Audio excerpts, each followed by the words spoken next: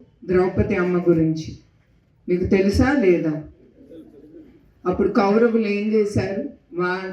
ఆవిడి భర్తని అవమానించాలని సిగ్గు లేకుండా ఒక ఆడదని, ద్రౌపది అమ్మని సభలోకి తీసుకొచ్చి ఆ అమ్మ చీరలాగారు.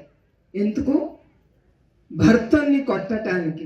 వాళ్ళకి వేరే దారి దక్కలేదు, ఒక ఆడది దక్కింది వాళ్ళకి. అట్లానే మన అసెంబ్లీలో చంద్రబాబు నాయుడు గారిని హింసించాలని, ఆయనకి ఎదురు దెబ్బ కొట్టాలని. ఇప్పుడు నా గురించి మీకు ముందర ఎంత చెప్తున్నానంటే, ఏనాడు నేను ఆ విషయం మాట్లాడలేదు. మగవాళ్ళి అందరికీ గుర్తు చేయటానికి తప్ప వేరే దానికి కాదు. ఇదేమి ఎలక్షన్ క్యాంపెయిన్ కాదు, నాకు అవసరం కూడా లేదు. ఇది స్త్రీని మర్యాదించాలి, స్త్రీ ఒక అమ్మ లాంటిది అనేది మీరు అందరూ మర్చిపోకూడదు.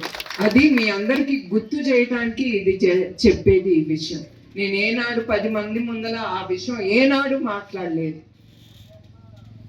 కానీ ఇప్పుడు ఆ ద్రౌపది అమ్మని ఆ గుడిలో చూశాను కనుక మీకు ఒకసారి విన్నవించాలని నా మనసులో ఏముంది అని నేను మాట్లాడాను. అది నేను ఎవరికి అక్కర్లేదు. నా భర్తకి తెలుసు, అందరికీ తెలుసు నేను ఎట్లాంటి దాన్ని. So that's not at all important for me.